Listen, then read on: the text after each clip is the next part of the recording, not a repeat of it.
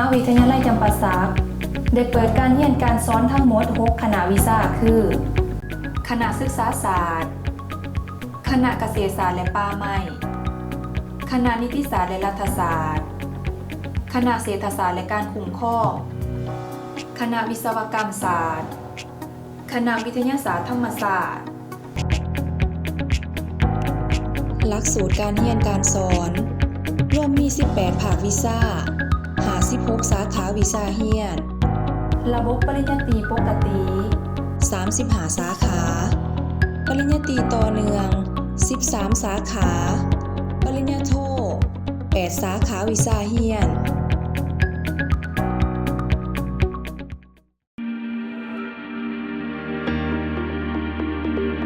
ในปัจจุบันคณะศึกษาศาสตร์ประกอบด้วย4ภาควิชาด้วยกัน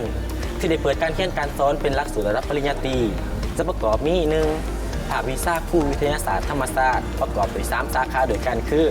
สาขาครูคณิตศาสตร์สาขาครูศิลปศาสตร์และสาขาครูฟิสิกส์ศาสตร์ต่อมาจะเป็นภาควิชาภาษาลาววรรณคดีจะมีเพียง2สาขาคือสาขาครูภาษาลาววรรณคดีและสาขาภาษาและวัฒนธรรมลาวต่อมาจะเป็นภาควิชาภาษาอังกฤษจะประกอบด้วย2สาขาด้วยกันคือสาขาครูภาษาอังกฤษและสาขาภาษาอังกฤษสำหรับการสื่อสารสุดท้ายเป็นภาควิชาภาษาเวียดนามมีเพียงสาขาเดียวคือสาขาภาษาเวียดนามภาควิชาภาษาอังกฤษคณะศึกษาศาสตร์ประกอบมีสาขาครูภาษาอังกฤษและภาษาอังกฤษสำหรับการสื่อสารเป็นแรงพัฒนาครูและบุคลากรผู้ที่มีความรู้เกี่ยวกับภาษาต่างประเทศเมื่อเรียนจบไปแล้วสามารถเฮ็ดเวียกอยู่แผนกศึกษาธิการและกีฬาแผนกที่เกี่ยวของสามารถเฮ็ดเวียกร่วมกับองค์กรต่างๆและสามารถเป็นผู้สอนปริญญาตรีในโรงเรียนเอกชนและภาครัฐสามารถเป็นผู้แปลภาษาเป็นผู้นำเที่ยวเป็นผู้ประกอบการทางด้านการศึกษาและนอกจากนี้สามารถเฮ็ดเวียกร่วมกับโครงการทั้งภายในและต่างประเทศสามารถเฮ็ดเวียกในองค์กรจัดตั้งภาครัฐและเอกชนรวมทั้งองค์กรสากลอีกด้วย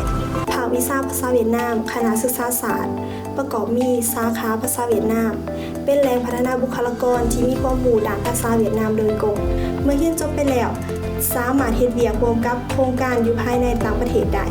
เป็นนักแปลภาษาเป็นผู้นำเที่ยวเป็นผู้ประกอบการ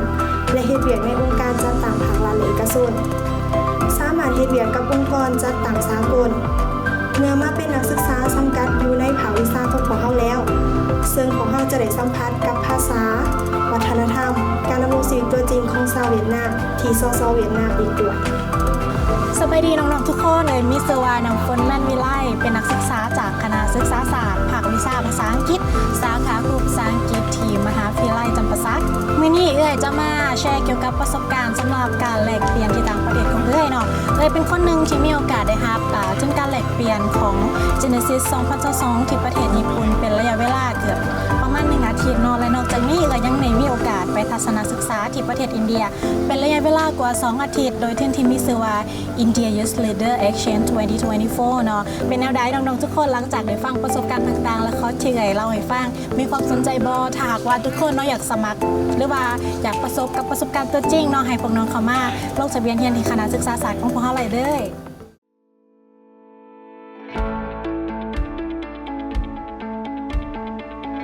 ถ้าพวกน้องหักมักในการเป็นนักวิชาการหรือนักค้นคว้าวิจัยทางด้านวิทยาศาสตร์ขอแนะนำให้น้องๆมารู้จักกับคณะวิทยาศาสตร์ธรรมศาสตร์ซึ่งเป็นหนึ่งใน6คณะวิชาของมหาวิทยาลัยจำปาสัก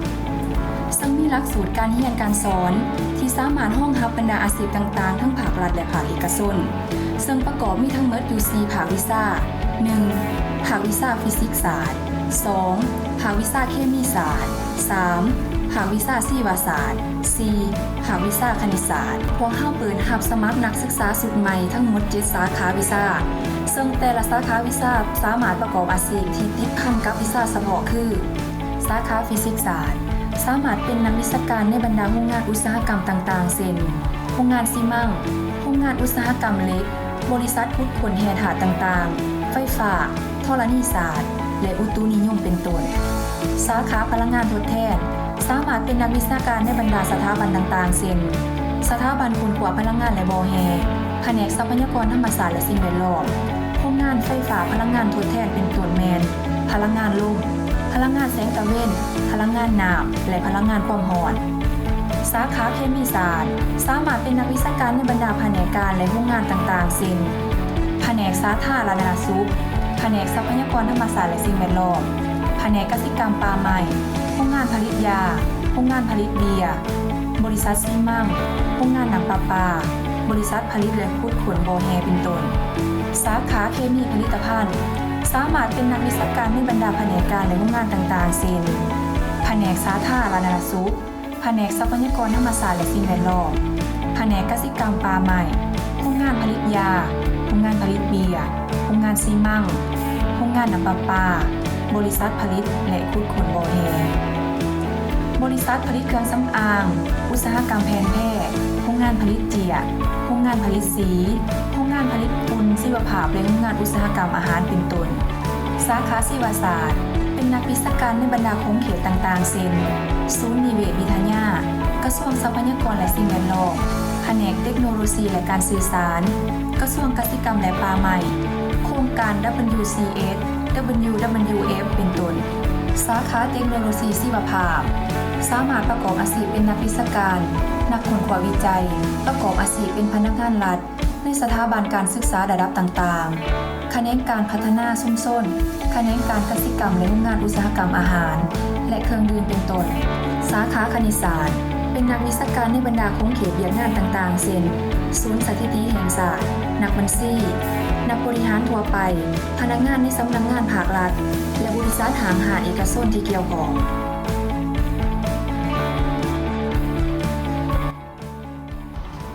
สบายดีเข้าสู่เกษณาศรีหราชจบจากภาควิชาคณิตศาสตร์คณะวิทยาศาสตร์ธรรมศาสตร์มหาวิทยาลัยธรรมศาสตร์โซเฮียนที่จบแมน2017-2018 เจ้าตอนนี้ประกอบอาชีพเป็นพนักงานเอกชนสังกัดอยู่บริษัทมหาไซเทรดดิ้งสำหรับตำแหน่งที่เขาที่สอบก็จะเป็นห้องผู้จัดการสาขาเพิ่นโดยสำหรับวิชาที่เรียนมานอนในไซเฮียนแมนแนบเห็นก็คือตอบโจทย์หลายในการประกอบอาชีพและดำรงชีวิต สุดท้ายนี้ขอเชิญชวนน้องๆผู้ที่มีความสนใจมักหักทางด้านวิทยาศาสตร์สามารถเข้ามาศึกษาเรียนต่อได้อยู่ที่คณะวิทยาศาสตร์ธรรมศาสตร์มหาวิทยาลัยจำปาสักใดขอขอบใจพวกน้องๆมาเรียนที่คณะเศรษฐศาสตร์ในการกลุ่มครองในหลายกว่าวัยปริญญาคณะเศรษฐศาสตร์ในการกลุ่มครองเป็นหนึ่งใน6คณะวิชาของมหาวิทยาลัยจำปาสักซึ่งคณะเศรษฐศาสตร์ในการกลุ่มครองมีวิสัยทัศน์ดังนี้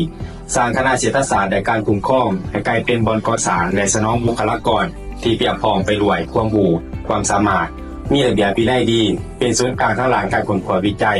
ทั้งด้านเศรษฐกิจสังคมและบริการวิชาการบริการรายการโรงแรม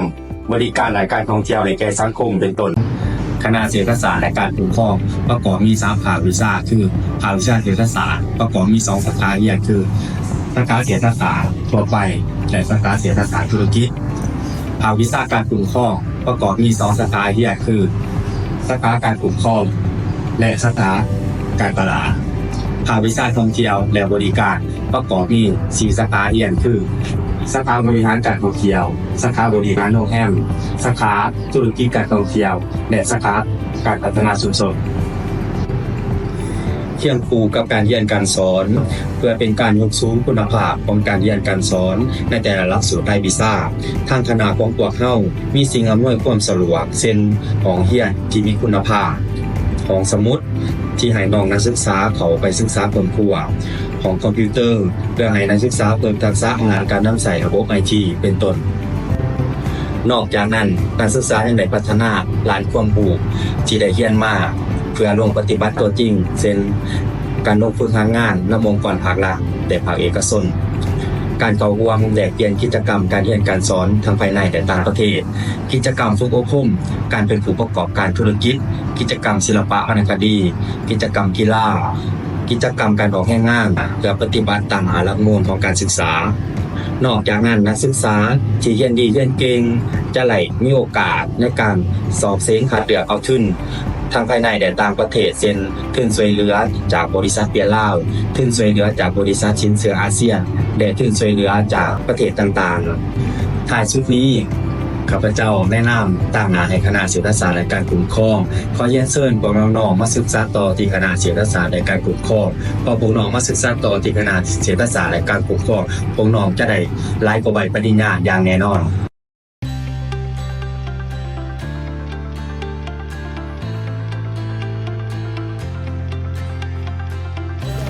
สบายดีเดี๋ยวมีซื้อว่าวินทลักษ์นุโพลพันธ์ศึกษาอยู่ปีที่ 4 สาขาสัตวแพทย์มื้อนี้เดี๋ยวจะมาแนะนำเกี่ยวกับคณะเกษตรศาสตร์และป่าไม้ของเฮา คณะเกษตรศาสตร์และป่าไม้ในคณะวิชาหนึ่งของมหาวิทยาลัยจำปาสักมีหน้าที่ในการจัดตั้งการเรียนการสอนการวางแผนและก่อสร้างนักวิชาการนักค้นคว้าและนักวิทยาศาสตร์และให้การบริการทางด้านวิชาการการเกษตรกรรมแก่สังคมคณะเกษตรศาสตร์และป่าไม้ได้เปิดหลักสูตรการเรียนการสอนระดับคือระดับปริญญาตรีและระดับปริญญาโทสำหรับปริญญาตรีมี2ระบบคือระบบปกติและระบบต่อเนื่องระบบปกติมี5สาขาคือสาขาการผลิตพืชสาขาการเลี้ยงสัตว์สาขาสัตวแพทย์สาขาเทคโนโลยีอาหารและสาขาทรัพยากรป่าไม้และสิ่งแวดล้อมการเรียนการสอนและเรียนทฤษฎีในห้องเรียนและเรียนภาคปฏิบัติที่ศูนย์เกษตรกรรมทั้ง3ศูนย์ของคณะเกษตรศาสตร์และป่าไม้และศูนย์ความเป็นเลิศมหาวิทยาลัยจำปาสักพร้อมนี้ยังมีการทัศนศึกษานอกสถานที่ทั้งภายในแขวงต่างแขวงและต่างประเทศอีกด้วยในงานสาขาการผลิตพืชจะได้เรียนรู้เกี่ยวกับเรื่องงานการกักกันพืชป้องกันพืชอนุรักษ์ดินด้านการผลิตผืนพักไม้ดอกไม้ประดับของตั้งเรียนผูกเกี่ยวกับผืนทางอาหารและผืนอุตสาหกรรมที่เป็นผืนเศรษฐกิจต่างๆสาขาเลี้ยงสัตว์ได้เรียนรู้เกี่ยวกับหลักการในการผลิตสัตว์เศรษฐกิจการจัดการร้านอาหารสัตว์การขยายพันธุ์สัตว์การป้องกันพยาธิสัตว์และการส่งเสริมเลี้ยงงานการเลี้ยงสัตว์สาขาสัตวแพทย์เป็นสาขาที่เรียนรู้เกี่ยวกับการผลิตสัตว์พูดถึงการวิจัยพยาธิของสัตว์การป้องกันและการตีตัวพยาธิของสัตว์เลี้ยงและสัตว์ป่าพร้อมทั้งการควบคุมการระบาดของพยาธิในสัตว์สูงสุดสาขาเทคโนโลยีอาหารเน้นเรียนรู้เกี่ยวกับวิทยาศาสตร์การอาหารกระบวนการแปรรูปผลิตภัณฑ์อาหารนอกจากนั้นเรียนรู้เกี่ยวกับการวิเคราะห์การวิจัยทางด้านโภชนาการอาหารสาขาทรัพยากรป่าไม้และสิ่งแวดล้อมเป็นสาขาที่ลงลึกเฉพาะด้านการค้นคว้าวิจัยทางด้านทรัพยากรป่าไม้และสิ่งแวดล้อมการอนุรักษ์และการจัดการดินการป่าไม้เรียนรู้เกี่ยวกับการวางแผนพัฒนาและคุ้มครองทรัพยากรป่าไม้และสิ่งแวดล้อมให้มีความยืนยงภายหลังเรียนจบแล้วสามารถประกอบอาชีพได้ทั้งภาครัฐและเอกชนเช่นกระทรวงเกษตรกรรมในป่าไม้แผนกเกษตรกรรมในป่าไม้แผนกเลี้ยงสัตว์แผนกปลูกฝังแผนกป่าไม้โครงการปกปักรักษาป่าสงวนโครงการอนุรักษ์ป่าไม้และสิ่งแวดล้อมรวมถึงโครงการเกษตรกรรมต่างๆและสามารถประกอบกิจการด้านการผลิตพืชสัตว์เศรษฐกิจกิจการด้านสัตวแพทย์โดยตนเองได้และสามารถไปเรียนต่อเพื่อยกระดับให้สูงขึ้นได้ ขอเชิญน้องๆที่กำลังเรียนจบม .7 ที่มีใจมาทางในการเกษตรขอมาสามารถเรียนต่อได้ที่คณะเกษตรศาสตร์และป่าไม้มหาวิทยาลัยจำปาสักขอขอบใจ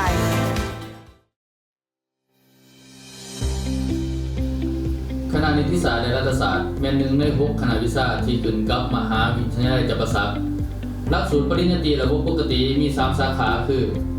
สาขานิติศาสตร์สาขารัฐศาสตร์สาขากฎหมายเศรษฐกิจ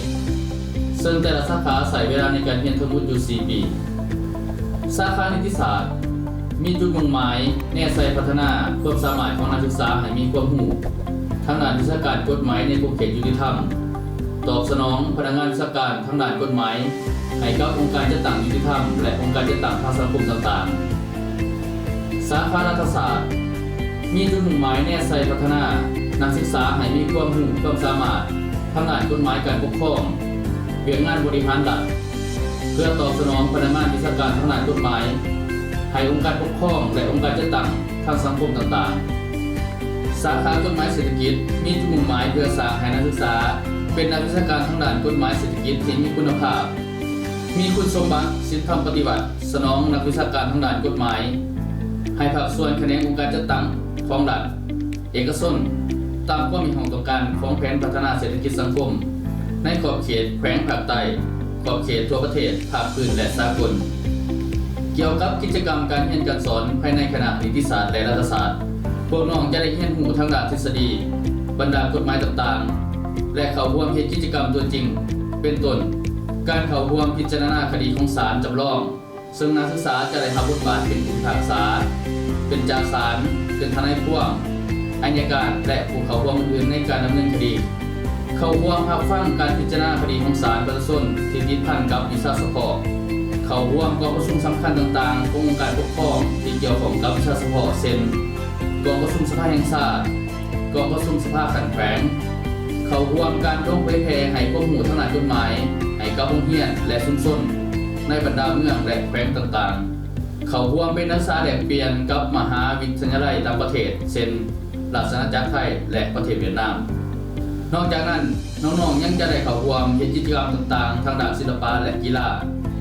นักศึกษาที่สำเร็จการศึกษาในสาขานิติศาสตร์สามารถนำใส่ความรู้ความสามารถทางด้านกฎหมาย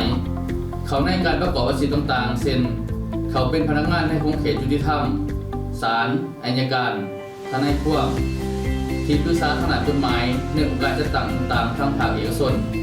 และองค์การจัดตั้งสากลเช่นธนาคารสถาบันการเงินและบริษัทต่างๆนักศึกษาที่สำเร็จการศึกษาในสาขารัฐศาสตร์สามารถนำใส่ความรู้ความสามารถเขาในการประกอบอาชีพต่างๆเช่นเขาเป็นพนักงานในของเขตการปกครองสำนักงานประธานประเทศสำนักงานนายกรัฐมนตรีกระทรวงการต่างประเทศองค์การปกครองขันแขวงเมืองและสามารถประกอบอาชีพในภาคเอกชนและองค์การจัดตั้งสากลต่างๆนักศึกษาที่สำเร็จการศึกษาในสาขากฎหมายเศรษฐกิจสามารถนำใส่ความรู้ความสามารถประกอบอาชีพเขาในแขนงการต่างๆของรัฐและเอกชน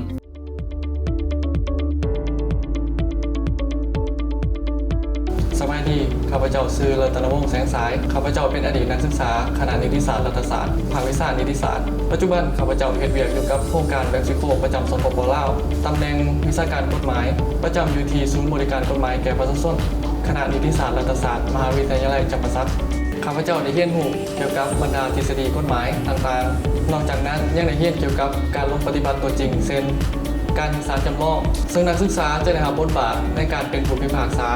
อัยการและทนายควบในการพิจารณาตัดสินคดีในชั้นศาลเพื่อเป็นพื้นฐานให้นักศึกษาที่จบไปได้หมุนใส่เขาในเวียกงานตัวจริง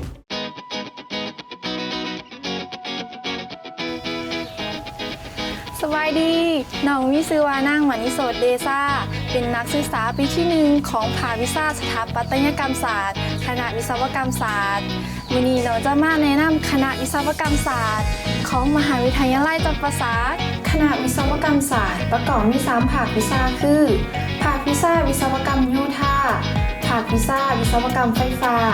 ภาควิชาสถาปัตยกรรมศาสตร์ภาควิชาวิศวกรรมไฟฟ้าใน3ภาควิชาของคณะวิศวกรรมศาสตร์ที่จัดตั้งในการเรียนการสอนเพื่อก่อสร้างนักศึกษาให้เป็นนักวิศวกรที่มีความรู้ความสามารถด้านวิศวกรรมไฟฟ้าและบริการวิชาการแก่สังคมวิศวกรรมไฟฟ้าเรียนเกี่ยวกับพื้นฐานวิศวกรรมการสื่อสารภาษาอังกฤษการเขียนโปรแกรมคอมพิวเตอร์การวิเคราะห์วงจรไฟฟ้าอิเล็กทรอนิกส์ปฏิบัติเกี่ยวกับไฟฟ้าการควบคุมอุปกรณ์ไฟฟ้าโดยโปรแกรมการออกแบบติดตั้งไฟฟ้าในอาคารการออกแบบติดตั้งไฟแสงตะเวนการออกแบบติดตั้งตะข่ายการวิเคราะห์ระบบไฟฟ้ากำลังการควบคุมมอเตอร์และเครื่องจักรอุตสาหกรรมสำหรับของทดลองนี้เป็นของทดลองของภาควิชาวิศวกรรมไฟฟ้าที่ตอบสนองทางด้านระบบดิจิตอลการควบคุมไฟฟ้ากำลังและพลังงานทดแทน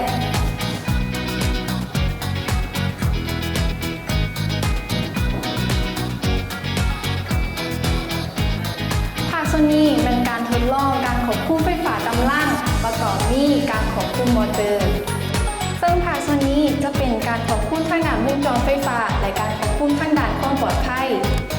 นอกจากนี้ให้ยังมีการทดลองการควบคุมอัตโนมัติโดยการนำใส่ไมโครคอนโทรลเลอร์ภาควิชาวิศวกรรมโยธาเรียนเกี่ยวกับการคิดไล่การออกแบบการสำรวจการทดลองคุณภาพของวัสดุการคมนาคม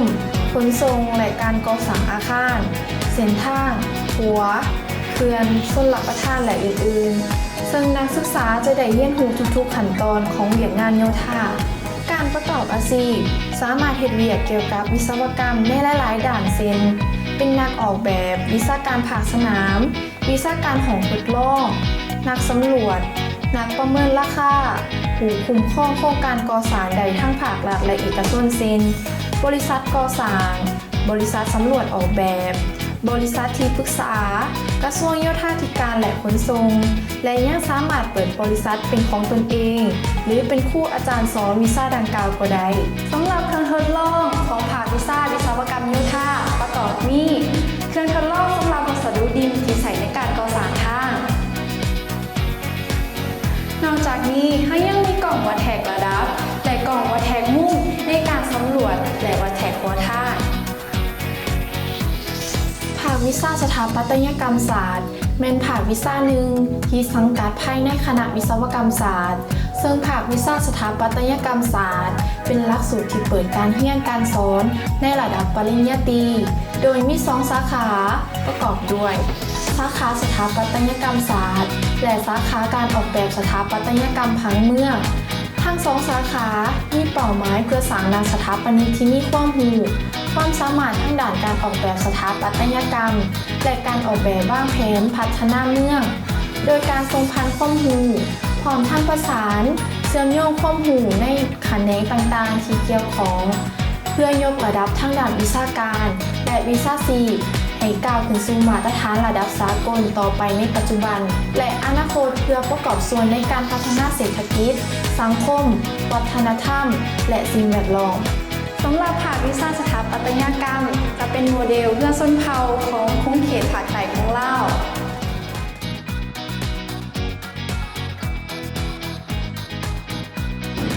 สบายดีข้าพเจ้าเองมีชื่อว่าพุทธวัฒน์จบมาจากมหาลัยจำปาสักขอเชิญน้องๆมาเรียนอยู่ที่มหาลัยจำปาสักคณะวิศวกรรมศาสตร์เด้อน้ำมองว่าจบมาได้เรียนแน่นอนเพราะเขาได้ทั้งประสบการณ์ได้ทั้งความรู้ สวัสดีข้าพเจ้าจนาจิตเสือสงครามอดีตนักศึกษาภาควิชาวิศวกรรมโยธารุ่นที่5ปัจจุบันเฮ็ดเวียกอยู่ที่เขื่อนไฟฟ้าอุลปันตะลุมอยากเชิญชวนน้องนักเรียนที่จบม .7 มาสมัครเรียนทางด้านวิชาวิศวกรรมเพราะความต้องการของตลาดแรงงานทางด้านนี้มีหลายมาสมัครเรียนหลายเด้อขอบใจขอสั้นๆน้องๆผู้ที่มีความสนใจทางด้านวิศวกรรมสามารถเข้ามาสมัครได้ที่คณะวิศวกรรมศาสตร์มหาวิทยาลัยจำปาสักพร้อมกันนั้นน้องๆที่เขามาเรียนในมหาวิทยาลัยจำปาสักยังสามารถเข้าร่วมกิจกรรมต่างๆตามหาหลักมูลของกระทรวงศึกษาธิการและกีฬาว่างออกและมีห้องพักสำหรับนักศึกษาเพื่อไว้ห้องรับบรรดาน้องๆที่เดินทางมาจากต่างเมืองต่างแขวงได้พักอาศัยภายในมหาวิทยาลัยจำปาสักอีกด้วย